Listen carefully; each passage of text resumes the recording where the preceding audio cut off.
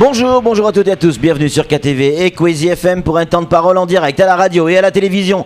Notre invité ce matin, il est en colère, c'est Michel Charpentier, c'est le patron des naturalistes ici à Mayotte et il est en colère pourquoi ? Eh bien parce que du côté de Sazilé, ça part un peu à l'abandon. Michel, bonjour. Bonjour. Merci d'être avec nous. Alors on le disait en introduction, vous êtes en colère, même si vous savez gérer votre colère, mais ça boue à l'intérieur, on le sait. On a vu votre communiqué il y a hier ou avant-hier, je sais plus, qui alerte la population, qui alerte les médias, mais qui alerte aussi les élus sur ce qui se passe à Sazilé. Qu'est-ce qui se passe réellement à Sazilé ? Eh bien, écoutez, c'est vrai que la colère boue un peu, oui. et ça dure depuis maintenant 2 ans, puisque très exactement en mars 2013, les agents qui travaillaient sur Sazilé ont fait valoir leur droit de retrait, c'est-à-dire ont expliqué qu'ils ne pouvaient plus travailler dans ces conditions-là, et je le précise tout de suite, pour des raisons qui étaient sans doute parfeulement justifiées. Oui. Hein. Vous en voulez pas aux gardiens ? J'en veux pas aux gardiens du tout. Là n'est pas le problème. Seulement, c'était en mars 2013. Ouais. On est presque en mars 2015 et la situation n'a pas bougé d'un pouce. Hein. Ou plus exactement, si, elle a un peu bougé. C'est-à-dire qu'en mars 2013, on avait un site qui était encore relativement correct et propre, avec très peu de braconniers, etc. Aujourd'hui, depuis que pendant des mois et des mois, il n'y a eu personne sur le site, eh bien, vous avez des dégradations, des poubelles qui jonchent un petit peu partout, des braconniers qui se baladent sur les plages en parfaite impunité, une recrudescence de chiens errants qui déterrent les nids, qui s'attaquent aux tortues, etc. Et même pire, ce qu'on n'avait pas vu encore jusqu'à maintenant, à proximité même du site, une partie de cette forêt sèche, forêt primaire d'intérêt important sur le plan écologique, a commencé à être rasée pour y planter des bananes et du manioc. Alors là, il y a quand même un problème, il faut absolument... À qui la faute, Michel ? Qui est responsable de ça ? Employons les bons mots, qui est responsable de ça ? Qu'on puisse pointer du doigt, effectivement, les gens qui sont responsables. Je ne vous cache pas que nous, on s'est adressé à tous ceux qui avaient une plus ou moins grande parcelle d'autorité dans cette affaire. On l'a fait de manière parfaitement posée, calme et discrète. Jusqu'à maintenant, on n'a absolument pas eu de réponse. C'est pour cela que... À qui vous êtes adressé ? On s'est adressé à tout le monde, que ce soit au Conseil général, que ce soit au Conservatoire du littoral, que ce soit à toutes les autorités. Pour l'instant, il n'y a pas de réponse. Qu'est-ce qu'il faudrait faire, Michel ? Aujourd'hui, c'est quoi la solution immédiate ? C'est quoi la solution ? Je ne sais pas. Il faudrait poser la question davantage au Conseil général. Est-ce que le Conseil général a vraiment l'intention de continuer à s'occuper de Sazilé et à entretenir le site ? Dans ce cas-là, il faut que le boulot soit fait. Il faut que le boulot soit fait et qu'ils remettent du personnel au travail sur le site.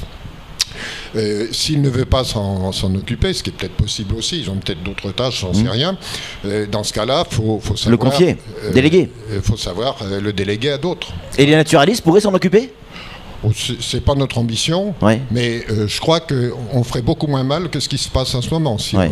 On se souvient, Michel, il y a encore quelques années de ça, on allait bivouaquer là-bas, on voyait ces tortues.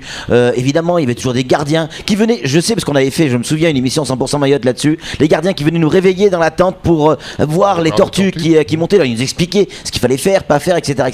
Et on a pu faire des images extraordinaires là-bas, vivre des moments extraordinaires. Et tout ça, maintenant, ça devient compliqué. Il n'y a plus personne qui fait l'encadrement maintenant. À part les chiens. À part les chiens. Alors, nous, on continue d'y aller avec nos groupes et on fait l'encadrement nous-mêmes. Mais c'est vrai que pour des particuliers qui y vont, d'ailleurs il n'y a pas beaucoup de particuliers qui y vont parce que il y a quand même de l'insécurité dans le coin. Il y a ça aussi, parce que je me souviens, Michel, c'est que les gardiens qui étaient venus sur ce plateau avaient expliqué que maintenant ils avaient peur là-bas. Quand il n'y a qu'un seul gardien, voire 2 gardiens, ils se sentent en insécurité. Quand il y a une bande de 5, 6, 10, 15 personnes qui arrivent avec des chambeaux, qu'est-ce qu'ils voulaient qu'ils fassent ces gardiens ? Oui, et regardez une chose, le Conseil général avait quand même fait un certain nombre de choses depuis mars 2013. Il avait sécurisé le bâtiment. Oui.